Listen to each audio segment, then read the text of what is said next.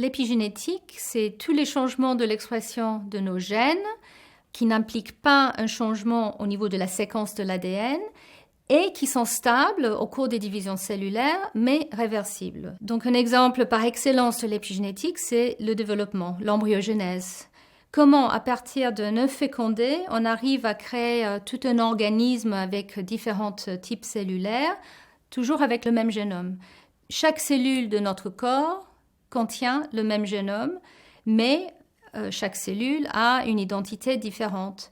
Il y a différents types de mécanismes épigénétiques. Il y a des changements au niveau de la chromatine, les protéines qui sont associées à l'ADN, qui peuvent permettre une accessibilité plus ou moins importante.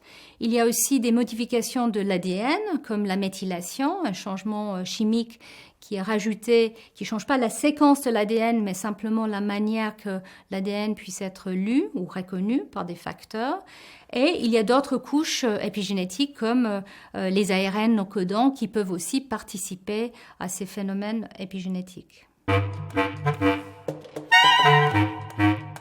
Un exemple très important d'épigénétique chez les mammifères, c'est un processus qui s'appelle l'inactivation du chromosome X. Toutes les femelles ont 2 chromosomes X, les mâles ont un chromosome X et un Y.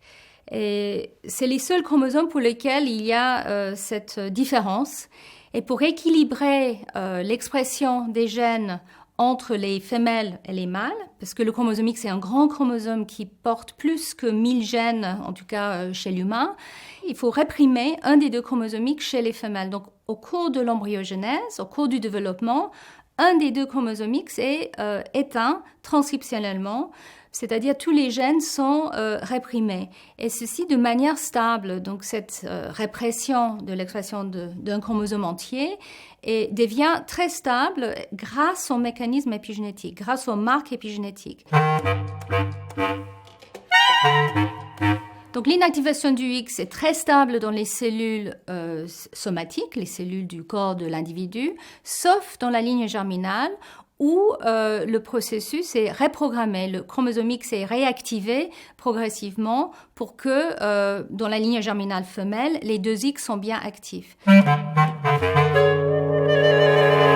Il y a quelques années, les chercheurs ont découvert qu'on peut prendre des cellules d'un type ou un autre, des cellules de la peau par exemple, et les mettre en culture, et en rajoutant quelques facteurs, pouvait les reprogrammer, pouvait effacer cette mémoire cellulaire, changer ses marques épigénétiques.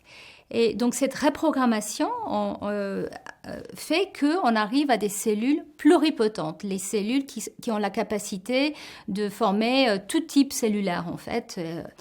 Et maintenant, nous comprenons que pour revenir dans cet état pluripotent, un peu embryonnaire, il faut défaire les mécanismes épigénétiques petit à petit. Donc en fait, pour effacer cette mémoire, il faut passer plusieurs divisions cellulaires et retirer les marques épigénétiques progressivement. Si on peut reprogrammer des cellules somatiques pour faire des cellules pluripotentes, on appelle ça des cellules IPS, pour Induced Pluripotent Stem Cells.